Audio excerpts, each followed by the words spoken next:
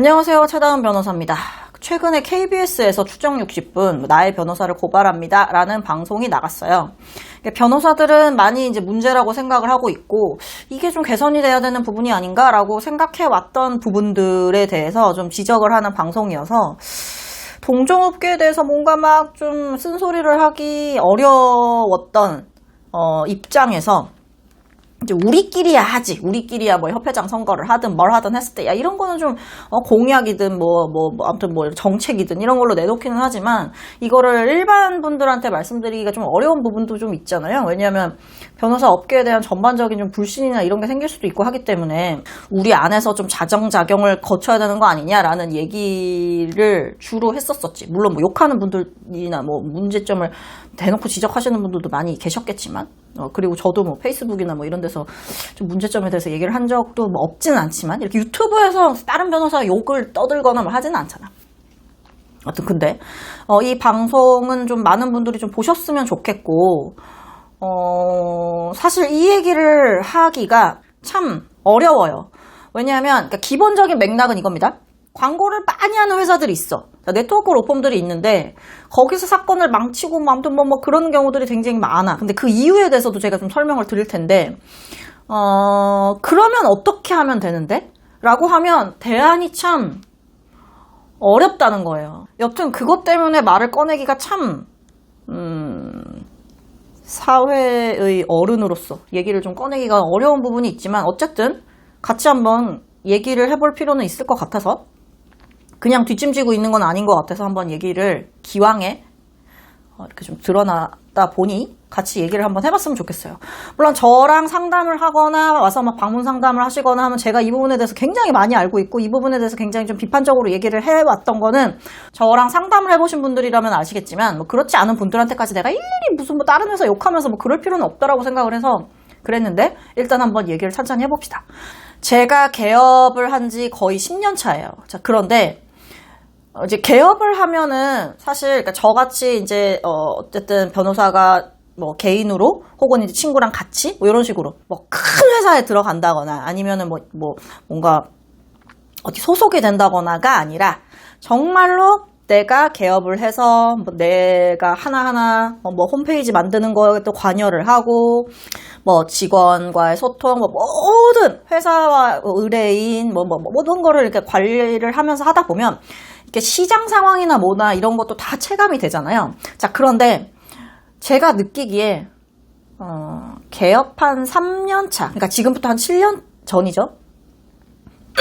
그때는 뭔가 계속 나아질 거라고 생각을 했어요. 뭐 매출이든 아니면은 뭐 모든 부분이. 그러니까 내가 활동을 계속 열심히 하니까 사람들도 좀 인정을 해주고 내가 이렇게 대외적인 활동을 하거나 뭔가 이러면은 사람들이 또 나를 또 많이 알아봐주면은 또 이렇게 소개도 해줄 수 있고 그 다음에 뭐 블로그나 뭐 이런 것도 되게 열심히 했거든요. 그런 거를 통해서도 또 내가 어떤 사건을 했고 어떻게 잘 처리를 한 게 있었답니다. 혹시 유사한 사건이 있으시면 오세요. 라는 취지로 이거를 올리거나 했을 때도 사람들이 반응을 하거나 했었어요. 사실 뭐 내가 내 사건을 아카이브하는 의미도 있었지만 어쨌든 나중에 시간 지나면 사실 기억이 잘 안 나거든요. 근데 이제 막 내 블로그 가서 검색을 해볼 때도 있어요. 여튼 그렇게 하다 보면 나 자신도 성장을 하고 내가 올린 어떤 좀 퀄리티 높은 정보를 가지고 다른 사람들이 또 방문을 해줄 수도 있으니까 그런 게 뭔가 티키타카가 됐단 말이야. 그런데 제가 느끼기에 한 5년쯤 전부터 그게 이제 하향세로 확 꺾어지는 게 몸으로 느껴졌어요. 왜냐하면 광고를 미친 듯이 퍼부어대는 네트워크 로펌들이 많이 생겨났어. 그러니까 사람들이 광고를 하는 로펌으로 몰리기 시작을 한 게 제가 느끼기에 그러니까 저 같은 변호사들이 이제 약간 아웃 오브 안중이 돼가면서 광고로 미친 듯이 쳐바르지 않으면은 눈에 띄지 않는 시장이 되어간 게 그게 굉장히 체감상 실감이 났던 게 5년 전부터였던 것 같아요. 물론 그 전에도 광고를 계속 하던 회사가 있었고 그들이 굉장히 시장에서 큰 파일을 가지고 가고 있다는 건 알고 있었지만 그렇다고 희망이 없는 거 아니야? 라고까지 생각할 정도는 아니었어요. 자, 그런데 한 5년 전부터 확 꼬꾸라진 거지. 미친 듯이 네트워크 펌들이 늘어났고 미친 듯이 광고비를 쏟아붓지 않는 한 일단은 소비자의 눈에 띄지를 않는 거야. 자, 국민들이 변호사가 필요해? 자, 이렇게 예를 들어서 우리 가족 중에 누가 체포가 됐어? 검색하면 그냥 다 광고잖아요. 네이버에서. 한번 클릭하면 10만 원? 이렇게. 형사 전문 변호사. 혹은 스토킹 변호사. 이런 식으로. 치면은 상단에 쫙 나오는 것들이 다 광고입니다. 그리고 보면 블로그에 뜨는 글, 그 다음에 홈페이지 클릭하는, 클릭 광고, 그런 것들이 다 기사 광고, 이런 것들이 이렇게 연결이 돼 있어요. 대부분 같은 펌들이 다 돌렸었습니다. 그러니까 나는 내 시야에서 그들이 빠져나가질 않는 거지. 그러니까 완전 촘촘히 그물망처럼 되어 있어서 내가 치면 그냥 그들밖에 안 나와요. 그러니까 듣자 하니 한 달에 수십억씩 비용을 쓴다고 하더라고, 광고비로만. 그러니까 예를 들자면 한 달에 광고비 1,000만 원, 2,000만 원 태워가지고는 눈에 띄지도 않아. 그냥 아예 막 다 발라놨으니까 나도 광고를 한번 해볼까? 라고 해가지고 괜히 몇천만 원 들고 뛰어들어가 봤자 눈에도 안 띄는 거지. 그러니까 이제 개업했다가 다시 이제 사업자 접고 그다음에 월급쟁이로 들어가고 하는 변호사들도 있고, 다른 변호사들이 재판을 못 가거나 할 때 그걸 대신 가주는 게 이제 주업인 변호사도 있고, 이렇게 되는 거예요. 그러니까 굉장히 양극화가 심해졌고, 열심히 한다고 해서 사건이 오는 구조는 확실히 아닌 게 돼버렸어요. 제가 광고를 안 합니다. 오히려 제가 광고비를 받고 있죠. 유튜브에서 오히려 광고비를 받고 있고. 광고를 안 한 이유는 여러 가지가 있는데, 일단은 제가 몇백만 원 한 달에 그 정도 턴다고 해서 털어지지도 않고, 그러니까 저도 지금 몸집을 많이 줄였어요. 그래서 저가 혼자서 사건을 다 처리를 하고, 그 다음에 직원 한 명이랑 이렇게 둘이서 잘 이렇게 맞게 이렇게 사건을 진행해 나가고 있는데, 예전에는 밑에 월급 주는 변호사도 한 명 데리고 있었고, 직원도 둘 데리고 있었고, 뭔가 이렇게 했었어요. 그때는 이제 광고비를 조금은 들였었지. 그런데 그렇게 해가지고는 이제 티도 안 나. 더 많이 써야 돼. 그럼 아예 이제 둘 중에 하나를 선택을 해야 돼요. 내가 사업장을 크게 늘려서 돈을 완전 돈 넣고 돈 먹기를 하든지, 광고 돌리는 팀을 하나 꾸리고, 그 다음에 이제 여기에서 근데 광고도 팀을 돌리면 내가 혼자 다 할 수가 없어요. 왜냐하면 인터넷 광고라는 건 전국에서 오기 때문에 내가 본사가 되고 전국의 네트워크망을 가지고 있어야 되는 거야. 그러니까 나한테 전화 상담이 딱 오잖아? 그러면은 내가 어떻게? 이제 어디 사건이세요? 강릉 사건이세요? 그러면 강릉에 있는 우리 법인으로 쏴야 되는 거야. 거기에 있는 변호사한테 이제 미션을 주는 거지. 야, 따와, 이렇게 되는 거고. 어디세요? 제주도래. 그럼 제주도에 있는 우리 분사무소에서 사건을 따야 되는 거야. 내가 어떻게 제주도도 갔다가 강릉도 갔다가 이렇게 해요? 못해.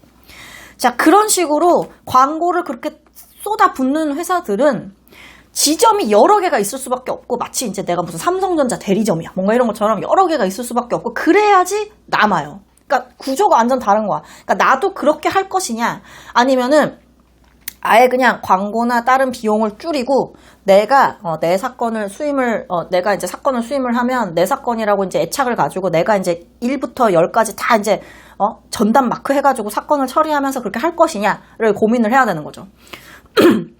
일단은 제가 선택한 그 후자의 경우에는 너무 일에 많이 치이지는 않아요. 사건을 많이 하지 않습니다. 사건이 많이 오지도 않고, 사건을 많이 할 수도 없고, 사건을 많이 하지도 않아요. 그러다 보니까. 그래서 하나하나 사건에 대한 결과는 훨씬 좋아졌어. 그러니까 어쏘 변호사, 내가 이제 월급을 주는 변호사를 어쏘 변호사라고 하는데, 어쏘 변호사를 통해서 사건을 처리하던 것보다는 아무래도 내 내공이 있잖아. 그리고 아무래도 내가 직접 얼굴 보면서 이렇게 사건을 이제 소통을 하는 우리 의뢰인 일이다 보니까 얼렁뚱땅 할 수는 없어요. 자, 그렇기 때문에 더더욱 결과는 잘 나오는 편인 것 같아요. 다 잘 나올 수는 없지, 물론. 그런데 적어도 내가 실망할 확률은 많이 낮아졌다. 그렇게 볼 수 있을 것 같고, 그래서 그러면서 사건이 많진 않으니까 제 개인 시간도 있어요. 그러니까 규모를 넓혀서 내가 열심히 막 쳇바퀴를 굴리지 않아도 되는 장점이 있죠. 그래서 저는 이 방법을 하고 있고, 그러면서 이제 어떤 뭐 위원회 활동이라든지 어떤 기관에서 뭐 법률 감사를 한다거나 뭐 자문을 한다거나 뭐 이런 것도 이제 하면 재밌거든요. 그러니까 그런 것들도 계속 그렇게 하면서 그러니까 병행하는 거지. 뭐 그런 것도 하면서 이렇게 할 수 있는 거야.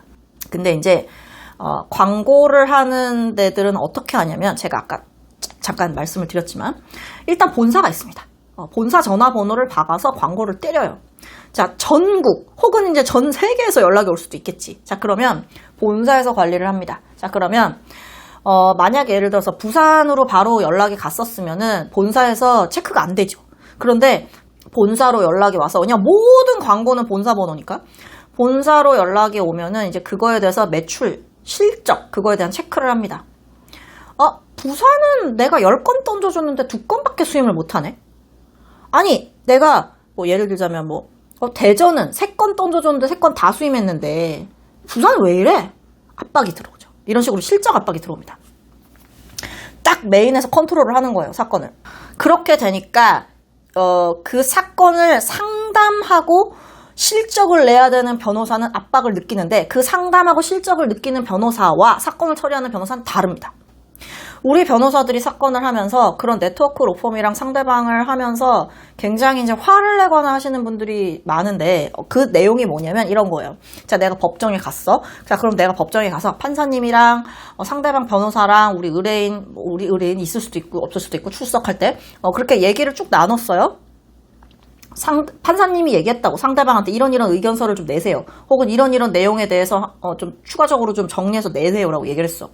난 기다리고 있어. 상대방이 그걸 정리해서 내면 나도 반박 서면을 낼 거거든. 아니면 나도 그게 궁금했단 말이야. 나 꼭 봐야 되는데 안 내. 그래서 그 로펌의 담당 변호사라는 사람한테 전화를 합니다. 전화를 했더니 뭐야? 서면을 쓰는 변호사인데 자기는 출석한 변호사가 뭐라고 얘기했는지 모른다는 거예요. 자, 제가 생각했을 때 네트워크 로펌의 가장 큰 문제가 이거예요. 자, 1번 상담하는 변호사가 달라요.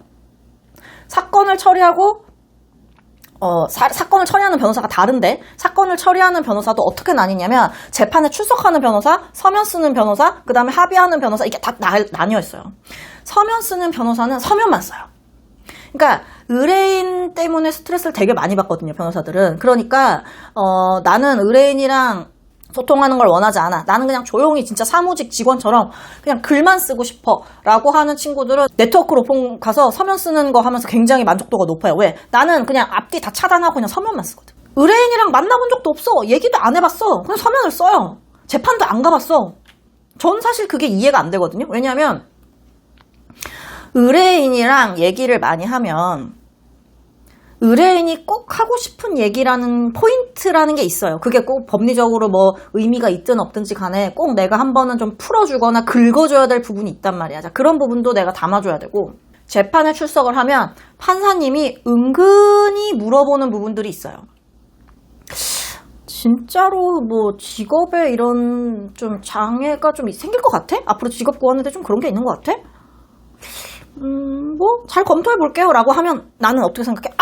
판사님이 이 부분을 굉장히 민감하게 보시는구나. 내가 이 부분에 대해서 정말로 좀 앞으로의 어려움이 크다라는 점을 좀 강하게 어필을 하면 판사님께서도 우리가 원하는 정도의 선처는 좀 해주시지 않을까라는 포인트를 딱 잡은 다음에 무조건 선고 직전에 저 의견서 마지막으로 한 번 더 내거든요. 제가 생각했을 때 제가 사건을 다 진행을 하면서 결과가 그래도 좀 잘 나오는 편인 이유가 뭐냐면 그런 부분이에요. 그러니까 판결문 쓰기 직전에 판사님한테 마지막으로 의견서를 한 번 더 낸다거나 판사님이 재판 중에 하셨던 말씀을 되게 귀를 기울여 놨다가 그거에 대해서 항상 해소를 해드립니다. 그런 식으로 하는 게 우리 의뢰인에 대한 이익인 거지. 그런데 재판 가는 변호사 다르고 의견서 쓰는 변호사 다르고 합의하는 변호사 달라. 자, 내가 가해자 측이고 저쪽이 피해자 측이어가지고 내가 합의를 하려고 연락을 한 적이 있어요. 합의를 하려면 이 변호사랑 연락하래. 연락을 했다? 그 변호사 의뢰인이랑 얘기 한 번도 안 해본 거야. 이게 어떤 사건인지 잘 모르더라고요. 그냥 뭐 얼마에 뭐 합의한 뭐 얼마에만 관심 있어. 아시겠지만 저희가 지금 이런 상황이고 뭐 피해자와 저희가 좀 서로 이렇게 맞고소를 해가지고 뭐 이런 상황인데 뭐 이렇게 저렇게 얘기를 하면 그래요? 약간 이런 식으로 얘기를 해요. 제가 생각했을 때 사람이 재판을 받는 건 그 사람의 인생이 담겨 있어야 된다고 생각을 하거든요. 얘가 특히 이제 형사사건은 얘가 어떻게 자라왔고 어떠한 가정에서 이렇게 자랐으며 피해자와 가해자와의 관계는 뭐 어떠하였고 어떤 부분 때문에 이런 행위가 촉발이 됐는데 얘가 그래서 지금은 어떻게 좀 고통스러워하고 있는지 혹은 얘가 이거에 대해서 어떤 뭐 치료를 하고 있는지 혹은 주변에서 어떤 케어를 받고 있는지 뭐 예전에 뭐 어떤 점이 있었을 때 어떤 걸 느꼈다는 건지 뭔가 이렇게 있잖아. 뭔가 이제 그 사람의 삶에 대해서 지금 직업은 뭐 어떤 건지 뭐한 건지 해서 얘기를 해줘야 된다라고 생각을 하는데 내가 느끼기에 그렇게 광고를 해서 그냥 뭐 기계적으로 선임하는 회사들은 의뢰인한테 관심이 없어요. 자, 그러니까 선임을 일단 하는 변호사, 그러니까 선임을 하는 변호사는 그냥 선임하면 땡친 거야. 난 오늘 실적 달성 끝. 자, 내가 그 사람과 상담하면서 어떤 약속을 했는지 사건을 진행하는 변호사는 모르겠지. 신경 안 쓰겠지. 왜 사건을 처리하는 변호사는 사건 70건이거든. 80건. 의뢰인이랑 소통할 수가 없어요. 재판만 가는 변호사는 계속 재판만 다니고. 그러니까 나라는 사람, 나라는 내가 이 사건에 내 인생이 걸려 있다는 게 얼마나 진지하게 받아들여지고 있을까? 저는 사실 받아들여지지 않고 있다라고 생각을 하는데 여튼 그런 문제가 있다. 그리고 제가 그랬잖아요. 한 5년 전부터 확 꺾였다고. 제가 그나마 유튜브를 좀 일찍 시작을 했고 그래서 봐주시는 분들도 많고 그래서 상담이든 뭐든 그러니까 지인 소개나 이런 게 아니고서야 유튜브로 거의 온단 말이에요. 자, 그러면 이런 분들은 어떤 분들이냐? 일단 있잖아. 내가 고소를 당했다 뭐 했다 해가지고 네이버로 일단 검색을 막 해. 구글로 검색을 해. 다 광고죠. 자, 수사 단계에서 광고 뜬 그 변호사 찾아가. 비싼 돈 주고 선임을 해. 자, 망했어. 나한테 혐의 없으면 나온다고 했는데 나 그렇게 억울할 것 같다고 막 그렇게 얘기했는데 합의하지도 말라고 해가지고 나 안 했는데 1심 넘어가. 1심 넘어가서 또 이제 또 그때 또 변호사 어떻게 찾아? 또 검색해야지. 검색해. 찾아. 망했어. 정말 늦은 분들은 3심에서 저한테 연락이 오고요. 항소심에서 연락 오는 분도 있고 그 다음에 1심에서 연락이 오는 분들도 있고 여튼 보통 어떻냐면 수사 대상이 됐을 때 바로 연락 오는 경우는 거의 없어졌어. 왜냐하면 광고를 안 하니까. 예전에는 블로그 같은데 내가 글을 열심히 쓰거나 하면 그게 노출이 됐었는데 이제는 돈을 처바르지 않으면 노출이 안 돼요. 왜냐하면 돈 처바르는 애들이 너무 많아가지고 나는 저 밑에 한 30페이지 정도에 가 있는 거야. 그러니까 사람들이 날 보질 못해.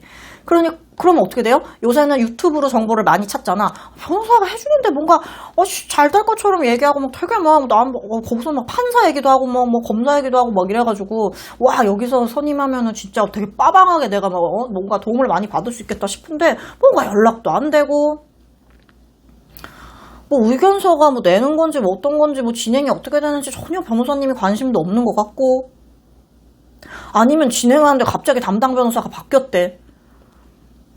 뭐 어떻게 되는지 모르겠으니까 불안하니까 유튜브를 막 찾아보시는 거야. 유튜브를 막 찾아보시다가 대부분이 저한테 그렇게 연락이 와요. 이미 변호사는 선임을 했는데요. 유튜브를 찾아보고 제 사안이랑 너무 비슷하고 제가 너무 답답했던 부분에 대해서 변호사님이 시원시원하게 말씀을 해주시니까 상담을 좀 받아보고 싶어서 왔다. 이번에 선고 나면 변호사를 좀 바꾸고 싶다. 혹은 이번에 지금 항소심을 해야 되는데 최 변호사님한테 맡기고 싶다. 이런 식으로 온다고. 자, 그러면 대부분 사건을 엉망진창을 만들어 놓고 오는 분들이 많아요. 그러니까 내가 되게 화가 나는 거야. 그러니까 의뢰인은 내가 봤을 때 절대로 무죄 안 나와. 그러면 어떻게 해야 되냐면 이 의뢰인을 위해서라도 빨리 진단을 내리고 이거 빨리 합의하시고 기소유예로 끝냅시다. 자, 기소유예로 끝내면 이 사람 사건이 6개월 안에 모든 게 다 종결될 수가 있는 거잖아요. 자, 빨리빨리. 근데 그거를 놓쳐? 자, 그러면 1심에서야 이제 비로소 기소가 되고 나서야 이거 뭔가 잘못된 것 같은데? 예를 들어서 뭐 저라든지 성실하게 하는 어떤 변호사를 딱 선임을 해요. 자, 선임을 해가지고 했어? 결과 잘 나왔어? 자, 선고에 나왔다? 검사 항소해? 자, 항소심 가? 1년, 2년 가요. 그러면은 이 의뢰인은 그걸 진행하면서 변호사비는 변호사 비용대로 들지, 내 삶은 피폐해지지, 2년 동안 재판 끌려다녀야 되지, 이렇게 된다고. 처음에 진단을 잘못해버리고 첫 단추를 잘못 껴버리면 굉장히 안타깝지만 고통이 길어질 수밖에 없다. 그러면 어떻게 해야 되냐? 좋은 변호사를 찾아야 되는데 당장 경찰서에서 다음 주에 오라는데 네이버 검색 말고 그러면 좋은 변호사 어떻게 찾아요? 참 답답한 거지. 그러니까 저랑 이제 친한 기자들, 법조 전문 기자들이라든지 아니면은 뭐 변호사라든지 이런 분들은 주변에서 뭐 친척들이나 이런 분들이 좋은 변호사 좀 있냐, 이런 건인데 어떠냐 해가지고 하면은 이제 저를 소개해주는 분들이 많아가지고 사건 해가지고 이제 처리를 이렇게 하는 경우들이 있는데, 그렇게 지인 사건이 아니면 초기에 저한테 유입되는 경우들이 거의 없어. 왜냐면 검색해도 안 나오니까. 그러려면 네가 더 유명해지든지. 근데 저는 별로 그러고 싶은 생각은 없어서. 여튼 좋은 변호사는 많습니다, 여러분. 주변에, 그러니까 왜 그런 얘기 있잖아. 우리 엄마가 그랬어요. 병은 소문을 내야 된대요. 그러면은 좀 뭐라 그러지? 명의를 찾을 수가 있대요. 저도 의사 잘 모르거든요. 뭐 병 잘 몰라요. 자, 그러면은 저 이 진료 과목에 어떤 선생님이 좋은지는 여기저기 물어봐야지 알잖아. 그렇듯이 변호사도 여기저기 좀 물어보시는 게 차라리 나아요. 물어보니까 뭐 어떤 분야다라고 하면은 이제 소개를 해주는 거지. 예를 들자면 뭐 그런 경우 있더라. 뭐 친척 중에 누가 변호사야. 그래가지고 이제 갔어. 근데 요새 변호사들이 다 배가 고프거든요. 그러니까 성범죄였는데 이거 뭐 좀 어떻게 할까 그랬더니 그 변호사가 이거 내가 한번 해볼게 이런 거야. 근데 그 변호사는 조금 기업 법무만 했거든. 개판이더라고. 내가 보니까 다 망쳐놨어. 그런 경우들이 있습니다. 자, 그 사람이 잘하는 사건을 해야 돼요. 근데 변호사들이 자꾸 배가 고프니까 이것도 한번 해볼까? 내가 왜 못하지? 나 변호사인데. 뭐 이런 식으로 자꾸 하는 경우들이 있는데, 특히 이제 무죄 주장하시거나, 물론 원만하게 합의해서 뭐 잘 이렇게 마무리하고 이런 거에는 상관없겠지만, 좀 치밀하게 다퉈야 된다거나 하는 경우에는 확실히 그 분야의 전문 변호사를 찾으시는 게 맞아요. 여튼 굉장히 안타깝게도 광고를 미친 듯이 때리는 회사들이 처음에 사건을 다 물어채가고, 잘 해주면 참 고마운데 제가 봐도 저는 되게 칭찬 많이 해주거든요. 그러니까 기존의 변호사님하고 했는데 뭐가 잘 안 돼가지고 저한테 이제 오고 싶다. 그럼 기록을 보거나 변호사님 의견서 쓴 거 보면 이 변호사님은 하실 수 있는 걸 다 하셨네요 라고 제가 얘기를 많이 해줘요. 잘한 거는 의외로 제가 다른 변호사님 일한 거에 대해서 칭찬을 되게 많이 합니다. 의뢰인들이 신기하다고 생각할 거예요. 왜냐하면 다른 사람이 이렇게 해갔던데요 하면은 욕하기가 편하잖아. 욕하면 오히려 우리 의뢰인은 나를 더 신뢰할 거고 나한테 오히려 더 착 달라붙을 테니까 그걸 원해서라도 욕을 할 수 있는데 저는 그러진 않거든요. 왜냐면 잘한 건지 못한 건지는 좀 정확하게 알아야죠. 그 변호사님 너무 잘했어. 내가 봤을 때 이거보다 의견서 잘 쓰긴 어려워. 근데 이렇지만 어떤 부분이 조금 부족한 점이 있다면 그걸 메워가지고 내가 이제 그거를 채워드리는 거지.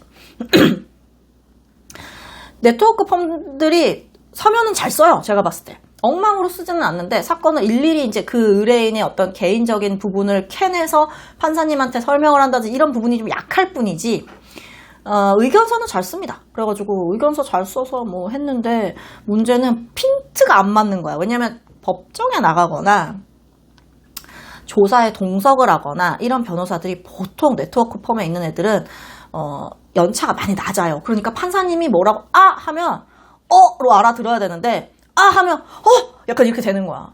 그래서 심지어 제가 다른 영상에서 한번 말씀을 드리겠지만 합의도 다 했어? 자, 선고유예 받으려면 혐의 인정하고 뭐 합의하고 몇 가지 이걸 좀 맞춰야 돼요. 그게 무슨 뭐 법전에 써 있는 건 아니지만 당연히 그러해야 해. 그런데 합의도 진짜 큰 돈 주고 했고 뭐도 했고 했는데, 그리고 우리 의뢰인 같은 경우에는 진짜 선고유예가 너무 간절했거든. 그런데 1심에 변호사가 딱 간 거야. 변호사도 뭐 꽤 돈 많이 주고 선임해서 갔겠지. 네트워크 인터넷 검색해가지고 딱 갔는데 봤을 때 뭐 한 1, 2년 차 변호사인 것 같아. 판사님이 공소사실 인정하는 거예요? 뭐 어떻게 되는 거예요? 지금 의견서 봤을 때는 인정을 안 하시는 것 같은데 인정을 하시는 건가요? 이렇게 뭔가 약간 좀 약간 좀 날카롭게 물어봤나 봐요. 그랬더니 그 변호사가 약간 이러더래. 이러면서 뭐 이러면서 부인합니다 뭐 이랬다는 거야. 무죄를 주장합니다 뭐 이랬대. 그래서 그래요? 이러면서 판사님이 무죄를 주장한다. 이러면서 뭐 알겠다고, 자기가 나중에 검토해보고 하겠다고. 그러니까 벌금이 나오는 거야. 다 해놓고. 다 깔아놓고. 그래가지고 그거를 제가 수임을 해서 항소심에서 어떻게 했어? 아무것도 안 했는데 의견서 한 번 내고 재판 한 번 가고 마지막에 이제 선고 전에 이제 의견서 한 번 내고 선고유예 받아줬잖아. 그때 잘 얘기를 했었어야지 판사님한테. 아 지금 뭐 굉장히 뭐 이런 취지이지만 뭐 이런 상황이기 때문에 뭐 이러하다. 굉장히 우리 피고인이 어떠하다. 내가 말하고 싶지도 않아. 변호사들도 내 영상 많이 보고. 여튼 그걸 정리를 해야 되는데 그걸 안 한 거야. 그러니까 아무것도 안 했는데 뭐 그렇게 약간 설거지를 잘 못하는 거죠. 맨날 나한테 설거지 해달라고 와요. 굉장히 화가 납니다. 그러니까 기존에 이게 엉망으로 만들어놨던 부분에 대해서 화가 나는 거죠. 이제 의뢰인한테 왜 처음부터 나한테 왔었어야지가 아니라 안타깝지. 의뢰인한테는 이 사람 인생이 꼬였잖아. 그래서 초기에 사실 맨투맨 마크 해주는 게 굉장히 중요해요. 예를 들자면은 누가 탄원서를 써준대. 자, 그러면 그거를 어떤 사건은 나 또 그것도 항소심에서 선임한 사건이 있는데 1심까지 그거를 의뢰인한테 다 시킨 거예요. 의뢰인한테 네가 니네 회사 사람들한테 탄원서 받아오고 이게 회사 안에서 있었던 일인데 받아오고 어쩌고저쩌고 하면서 그러니까 이 의뢰인은 어떻게 내용을 써야 되고 어떻게 탄원서를 받아야 되는지 모르니까 워드를 지가 쳐가지고 회사에다 뿌린 거야. 그래가지고 그 회사에서 사람들이 그냥 사인만 하거나 아니면 거의 비슷하게 해가지고 다 냈어. 그랬더니 상대방이 공격을 하죠. 그거 네가 작성해서 뿌리면서 사인해서 오라는 한 거잖아. 그랬더니 그렇거든. 그게 공격 포인트가 돼가지고 판사님이 뭐라고 의심을 했어? 이 사람이 어떻게 보면 약간 위력 같은 걸 이용해가지고 이런 거를 받아놓은 거지 저 사람들은 진짜로 그렇게 생각하지는 않겠다 라는 식으로 뭔가 오해를 하거나 뭔가 사건을 꼬아지게 만드는 거예요. 사실 제가 봤을 때는 그 탄원서에 아무런 문제 그 내용이나 만약에 그냥 종이를 주면서 그 사람들한테 써보라고 했었어도 그렇게는 썼을 것 같은데 그러니까 아주 사소한 그런 어떤 절차적인 거나 이런 거에도 오해가 되지 않도록 변호사가 중간에서 나서줘야 되는 부분은 나서줘야 되는데 그걸 안 하는 거야. 왜? 사건 너무 많아서 할 시간 없거든요. 그 시간에 다른 사건 하나 더 수임을 해야지. 여튼 그런 식이 돼버려가지고 좀 문제가 많다. 근데 그만큼 좋은 변호사를 찾기 위해 노력을 해야 되는데 그게 참 말처럼 쉬운 건 아니라서 저보고 명의를 찾아봐 라고 하면 제 눈앞이 캄캄해지는 것처럼 그런 것 같아요. 그리고 그 방송에서도 나왔지만 제대로 된 진단을 내려줘야 되는데 자꾸 무죄 나올 수 있다고 거짓말을 하는 거야. 내가 생각을 해봤어. 자, 이거를 뭐라고 설명을 해야지 사람들이 쉽게 이해를 할까를 고민을 해봤는데 제가 만약에 예를 들어서 몸이 어디가 아파요. 병원을 갔어. 그랬더니 어떤 병원에서 야, 이거는 나아지는 게 아니야. 어차피 너는 이거를 그냥 추적 관찰하면서 그냥 계속 지켜봐야 되고 너 그냥 매달 병원 와가지고 아니면 한 6개월에 한 번씩 병원 와서 이렇게 확인하거나 뭔가 이러는 거 말고는 할 수 있는 게 없어. 병원에서 해줄 수 있는 게 없어. 라고 하는 병원이 있고 어떤 병원을 딱 갔더니 야야야 이거 그냥 한 번에 싹 도려내면은 완전 완치가 되는 건데 왜 계속 추적 관찰을 하래? 그 의사가 수술 집도할 능력이 없는 사람이구만. 야, 잘라내. 시원해. 야, 깔끔하게 내가 끝내줄게. 라고 하면 깔끔하게 무죄 받아주겠다. 깔끔하게 수술로 끝내주겠다. 내가 요거 그냥 싹 다 도려내주겠다. 라고 하는 데에 몸을 맡길 것 같은 거예요. 야, 이거 대충 선고유예 우리 노려보자. 기소유예 노려보자. 아니면 벌금형 그냥 받고 내고 그냥 말자라고 해주면은 뭔가 무책임해 보이고 뭔가 그 변호사가 무능해 보이고 그럴 수도 있다는 거지. 그러니까 그 추정 60분에 보니까 어떤 변호사가 상담하면서 그 얘기하더라고. 다른 데서는 무죄가 힘들다고 하던데 그랬더니 그건 변호사가 아무것도 안 하겠다는 거죠. 이러면서 막 그러더라고. 아무것도 안 하겠다는 게 아니라 할 수 없는 거라서 그런 거죠. 여튼 그런 것도 있어요. 그래서 굉장히 좋은 변호사를 찾는 거는 많은 고민이 되시겠지만 제 생각에는 너무 의리의리하고 삐까뻔쩍하게 광고하거나 이런 데는 조금 의심을 가지실 필요가 있어요. 그리고 많이 내 혐의 혹은 내 사건과 관련한 경험이 있는 변호사를 찾아보시는 게 좋을 것 같고 저도 제가 안 해본 사건은 제가 전문가가 아닐 거 아니에요. 자, 그러니까 그런 얘기를 좀 많이 하고 있고 전문적으로 보이는 그런 사람을 좀 찾아보시려는 노력을 그냥 하시는 게 좋을 것 같아요. 그리고 또 한 가지. 사건이 아직 무르익지 않았는데 섣불리 변호사를 선임하지 마세요. 변호사 선임하는 게 무슨 몇백, 몇천이 드는 일인데 너무 빨리 선임하실 필요 없습니다. 제가 만약에 예를 들어서 전 여친이랑 뭐 헤어졌는데 아니면 제가 원나잇을 했는데요. 그 사람이 뭐 이런 식으로 뭔가 갑자기 그 사람이 저를 고소할 것 같아요. 라고 하면 고소할 것 같다고 하면 아직 한 거 아니잖아요. 바로 변호사 선임하실 필요 없고 조금 찾아보세요. 처음에 상담 딱 갔더니 거기서 이런 거는 빨리 변호사를 선임을 해야 되고 지금 당장 변호사를 선임해야 되고 지금 당신은 큰일 났고 막 우리 빨리 선임하라. 그랬다가 몇 달 동안 고소 안 들어와가지고 저한테 상담해가지고 근데요 다른 데서 제가 이미 변호사를 선임을 했거든요. 근데 아무것도 지금 진행이 안 되는데 제가 그러니까 이게 또 스트레스인 거야. 변호사비는 한 700을 줬대요. 아무튼 근데 아무것도 진행이 안 되고 변호사랑도 연락할 일도 없지. 경찰서에서도 연락이 안 오지. 물론 뭐 내가 고소를 좀 당해야 되는 데가 아니지만 안 당해서 참 다행이긴 하지만 내가 이걸 뭘 한 거지? 700만 원이 얼마나 큰 돈이야. 그러니까 이제 멘탈이 나간 거야. 이거 어떻게 해야 돼요? 그럴 때 선임하지 마세요. 여러분들이 멘탈이 나가 있을 때 뭔가 진행하는 게 없을 때 그런 거를 노리는 사람들이 있습니다. 그러니까 그렇게 하지 마세요. 그냥 상담, 내가 불안하니까 상담을 받는다. 상담 받는 거 좋아. 저 점집에 가서 상담도 받는데 뭐 어때요? 아무튼 그 상담을 뭐 받을 수는 있지. 별로 도움은 안 됩니다. 뭐 입건이 되거나 이러기 전에 상담 받는 건 별로 도움이 안 돼요. 여튼. 근데 하고 싶다면 해야지. 어떡하겠어.